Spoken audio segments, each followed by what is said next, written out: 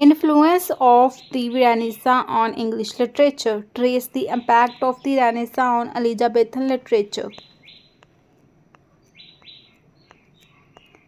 Introduction. It is difficult to date or define Renaissance. Etymologically, the term, which was first used in England only as the 19th century, which means rebirth. Broadly speaking, the Renaissance applies that reawakening of learning which came to Europe in the 14th and 15th century. The Renaissance was not only an English but a European phenomenon and basically considered signalized a thorough substitution of the medieval habits of thought by new attitudes. The dawn of the Renaissance came first to Italy and a little later to France. To England, it came much later, roughly about the beginning of the 16th century. As we have read at the outlet, it is difficult to date the Renaissance. However, it may be mentioned that in Italy, the impact of Greek learning was first felt when, after the Turkish conquest of Constantinople, the Greek scholars fled and took refuge in Italy, carrying with them a vast treasure of ancient Greek literature in manuscript. The study of this literature fired the soul and imagination of the Italy of the time and created a new kind of intellectual and aesthetic culture quite difficult from that of the Middle Ages. The light of the Renaissance came very slowly through the isolated island of England, so that even when it did come it all its brilliance in the 16th century, the Renaissance in Italy had already become a spent force.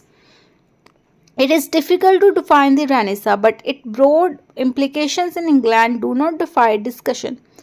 Michelet aggregatedly calls the Renaissance discovery by mankind of himself and of the world. This is indeed so weeping. More correctly, we can say that the following are the implications of the Renaissance in England.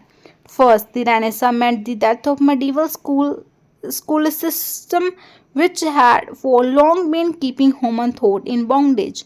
The schoolmen got themselves entangled in useless controversy and tried to apply the principles of Aristotelian philosophy to the doctrines of Christianity, thus giving birth to a vast literature characterized by polemics, casuistry, sophistry, which did not advance man in any way.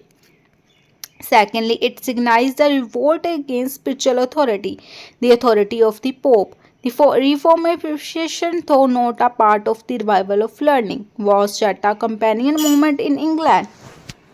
This defines a spiritual authority when hand in hand with that of intellectual authority. Renaissance intellectuals distinguished themselves by them flagrant anti-authoritism. Thirdly, the Renaissance applied a greater perception of beauty and polish in the Greek and Latin scholars. This beauty and this polish were sought by Renaissance men of letters to be incorporated in their native literature. Further, it meant the worth of a kind of imitative tendency applied in the term of classicism. Lastly, the Renaissance marked a change from the theocentric to the homocentric conception of the universe. Human life pursued and even body came to be glorified. Human life, as G.H. Mears observed, which the medieval church has taught them to regard but as the threshold and stepping stone to eternity, acquired suddenly a new momentous and value. The other worldliness gave place to this worldliness.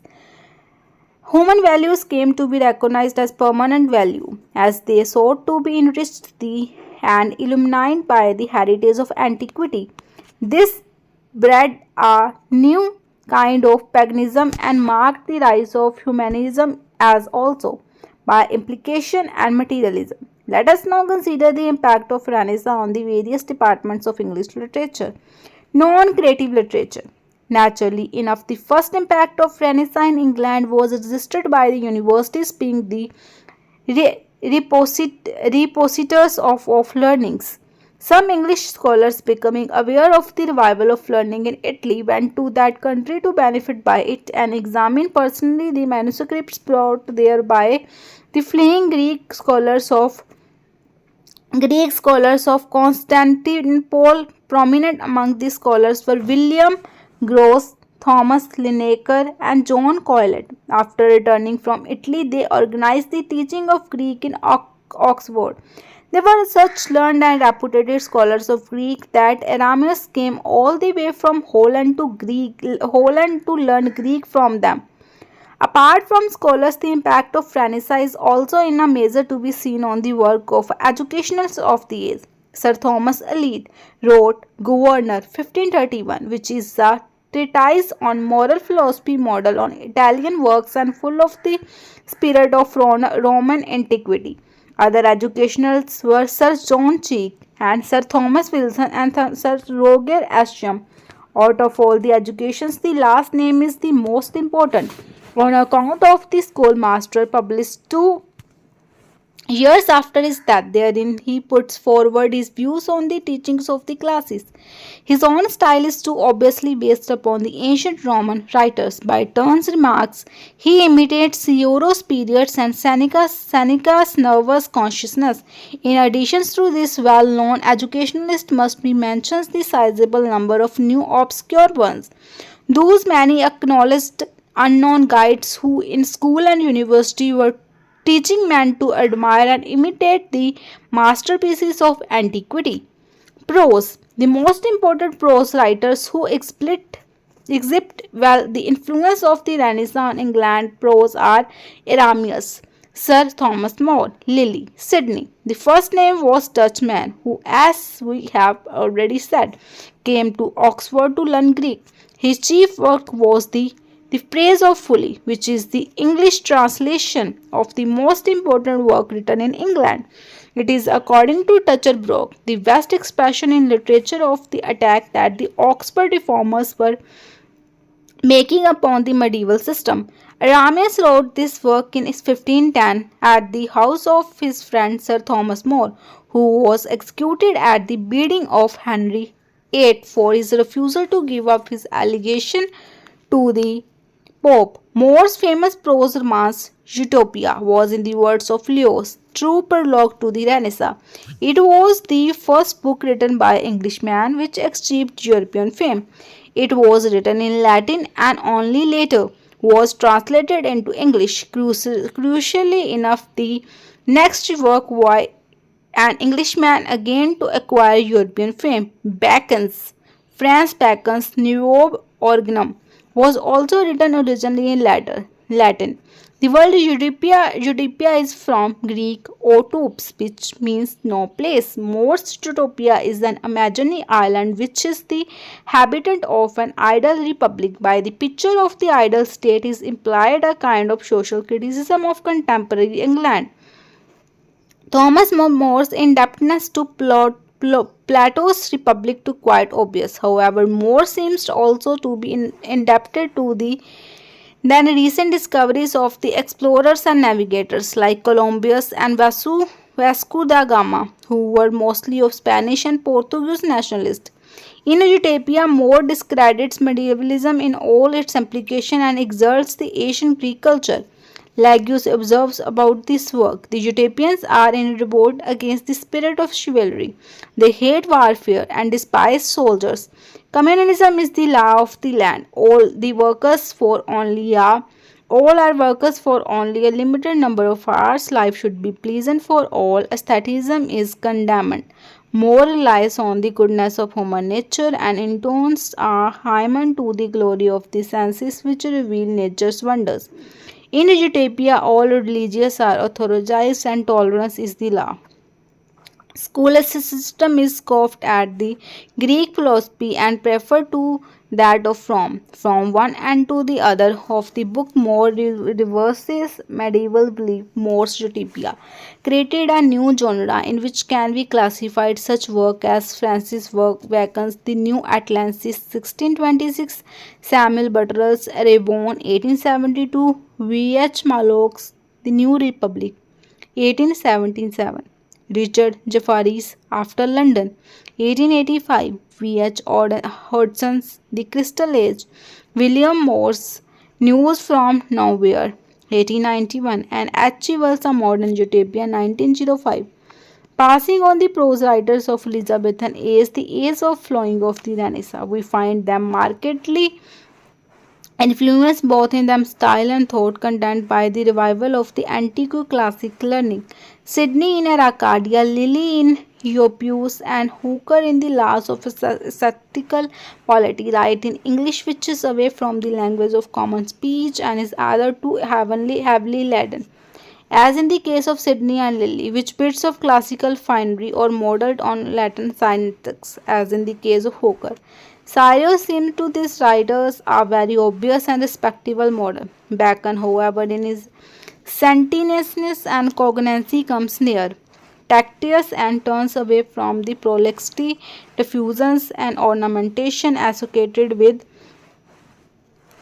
Caesarean prose. Further, in his own career and his essays, Bacon stands as a representative of the materialistic Machiavellian fact of the Renaissance, particularly of Renaissance Italy. He combined in himself the dispassionate pursuit of truth and the keen desire for material advance.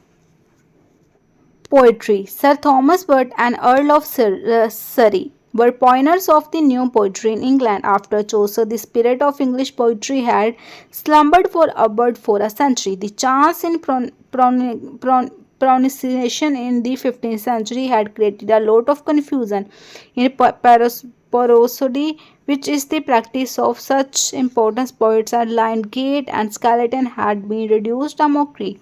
The revival, as Ligius says, was an uphill task. Words had to be drawn from the language to which it has sung in Stephen Hawks, and from the discover in which a skeleton had plunked it, and had to be done anew. It was Ford and Surrey who came forward to do it. As Mayer puts it, is with these two countries that our modern English begins, though they wrote much earlier. It was only a 1557, a year before Elizabethan coronation, that their work was published in Tortell's Missionary, which is, according to G.S. Mayer, one of the landmarks of English literature. Of the two, wit and travelled extensively in Italy and France and had come under the spell of Italian Renaissance. It must be remembered that the work of Wit and Surrey does not reflect the impact of Rome antiquity alone, but also that of modernity.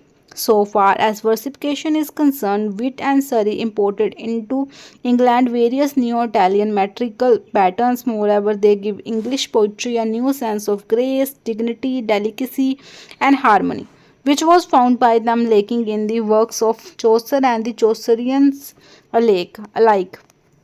Further, they were highly influenced by the love poetry of Partridge, and they did them best to imitate it. Partridge's love poetry is of the courtly kind, in which the pinning lover is shown as a servant of mistress, with his heart tossed by his neglect and mood varying according to her absence or presence. There is much idealism, if not downright artificiality, in this kind of love poetry. It goes to the credit of Wit, who has introduced the sonnet into English literature, and Surrey, Earl of Surrey, to have a first written blank verse. Both the sonnet and blank verse was later to be practiced as a vast number of the West English poets. According to David Regis, Wood's sonnet presents one of the most interesting movements towards mathematical discipline to be found in English literary history. Though in his sonnets he did not employ regular iambic pentameters, yet he created a sense of discipline among the poets of his times, who has forgotten the lesson and example of Chaucer and, like Skeleton, were writing wrecked and jagged lines which jarred so unpleasantly upon the ear. As Tilliard puts it, Wit lets Renaissance into English verse by importing Italian and French patterns of sentiment as well as versification. He wrote in all 32 sonnets, out of which 17 are adaptations of Partridge. Most of them have the rhyme scheme of Partridge's sonnets, that is, each has octave, and 26 out of these 28 have the sestet. Only in the last three he comes near with the his called Shakespearean formula, that is 3 quatrains and a couplet. In the 13th sonnet he exactly produced it, the sonnet rhymes. Surrey wrote about 15 or 16 sonnets, out of which 10 use the Shakespearean formula, which has to enjoy the greatest popularity among the sonnets of the 16th century. Surrey's work is characterized by exquisite grace and tenderness, which we find missing from that of Watt. Moreover, he is better craftsman and gives greater harmony to his poetry. Surrey employed blank verse in his translation of fourth book of the Aeneid. The work, which was first translated in English verse by Gavin Docks a generation earlier but in heroic couplet. Drama. The revival of ancient classical learning scored its first century impact on English drama in the middle of the 16th century. Previous to this impact, there has been a pretty vigorous native tradition of drama, particularly comedy. This tradition had its origin in the liturgical drama, had progressed through the miracle and the mystery, and the later the morality and to interlude. John Haywood had written quite a few vigorous interludes, but they were altogether different in tone, spirit, and purpose from the Greek and Roman drama of antiquity. The first English regular tragedy, Gorboduc, written by Sacheverell and Norton, and the first acted in 1582, and comedy, Ralph Lauster Disaster, written about 1515 by Nicole Sodell, were very much imitations of classical tragedy and comedy. It is interesting to note that English dramatists came not under the spell of the ancient Greek dramatists Achilles, Sophocles, Euripides, the tragedy writer, and Aristophanes, the comedy writer, but the Roman dramatist Seneca, the tragedy writer, Plautus, and Terence, the comedy writer. It is indeed unfortunate a Greek drama is vastly superior to the Roman drama. Gorboduc is a slavish imitation of Senecan tragedy and has all the features without much of its life.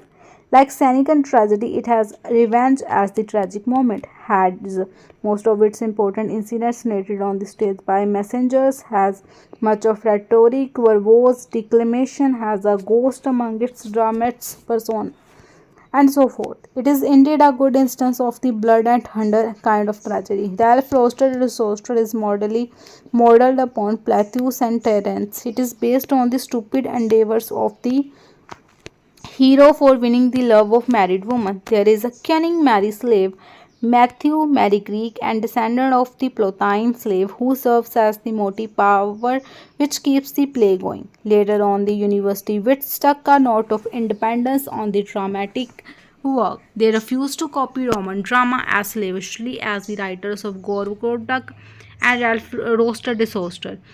Even so, them plays are not free from the impact of the Renaissance. Rather, they show it as an imply, though not in the same way. In their imagination, they were all fired by the new literature, which showed them new dimensions of human capacities.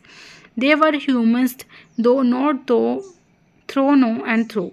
All of them, Lily, Green, Pele, Nietzsche, Lowe's, Marlowe, and KYD, show in them dramatic work, not of course a slavish tendency to ape the ancients, but the chemical actions of Renaissance. Learning on the native genius fired by enthusiasm of discovery and aspiration, untypical of the Elizabethan age. In this respect of Marlowe stands in the forefront of the university wits. Rightly has he been called the true child of the Renaissance. Christopher Marlowe को कहा जाता है the true child of Renaissance. In this respect, Marlowe stands in the forefront of the university, which slightly has he been called the true child of Renaissance.